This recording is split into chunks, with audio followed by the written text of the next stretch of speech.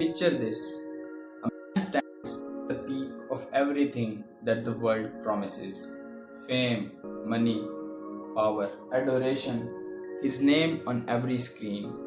And then he walks away from all of it. Not because he lost it, but he found something way more important. That man is Jim Carrey. And most people are still laughing at his jokes. They completely missed what the real message was about. You've probably seen the clips, the weird red carpets, the paintings, the speeches.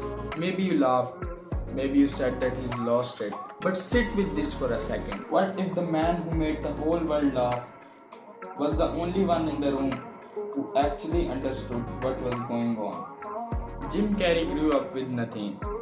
He was broke. They lived out in a van. He dropped out of school at 15 to help his family survive. He clawed his way to $20 million per film, household name, the world at its feet. And then he looked the world in the eyes and said, "This isn't where you find your completion." Think about how rare that is. Most people spend their entire lives chasing what Jim Carrey already had. And the man who already had it told you that it wasn't worth winning. In 1999, while filming Man on the Moon, something inside Jim Carrey completely broke. He was playing comedian Andy Kaufman completely, obsessively. He stopped being Jim Carrey on the set, became someone else entirely. And when the camera stopped rolling, he didn't know how to come back. He sat on a beach alone, watched dolphins in the water, and felt something dissolve. The character, the mask, the identity that he had built his whole lifetime. Most people will call that a breakdown. Jim Carrey called it the beginning of his real life. He started doing Eckhart Tolle, studying Buddhism, sitting in silence. And then he said something I want you to actually think about. I used to be a guy who was experiencing the world. Now I feel like the world experiencing a guy. That is not something you say by accident.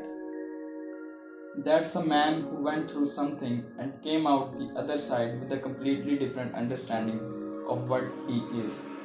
And here's the part most people miss. His ideas aren't just a philosophy.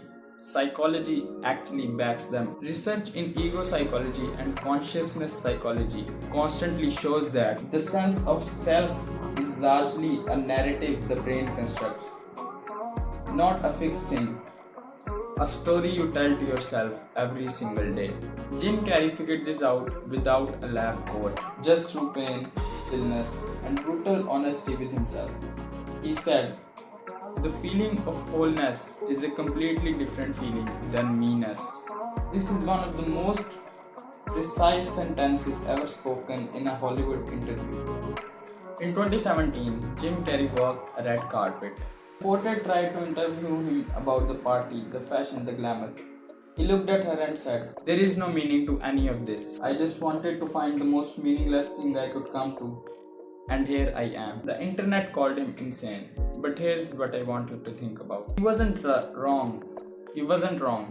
He was the only person willing enough to say it aloud. He addressed the reaction himself. He said, "Everyone is saying Jim Carrey has gone insane. I'm not surprised.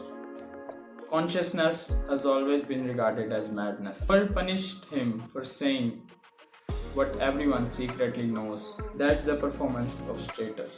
Most people still watch Jim Carrey's interviews and scroll past. They'll say he's eccentric, too deep, too lost. But I think something different happened to him. He went through enough pain, enough fame, enough emptiness, enough searching, that he actually arrived somewhere. Not somewhere comfortable, but somewhere true. The tragedy isn't that he lost his mind. The tragedy is that all of us are still sprinting towards the life that he is running from, already walked away from it. The question isn't whether Jim Carrey is crazy. The question is, what are you building your identity on? And what happens when you actually get it?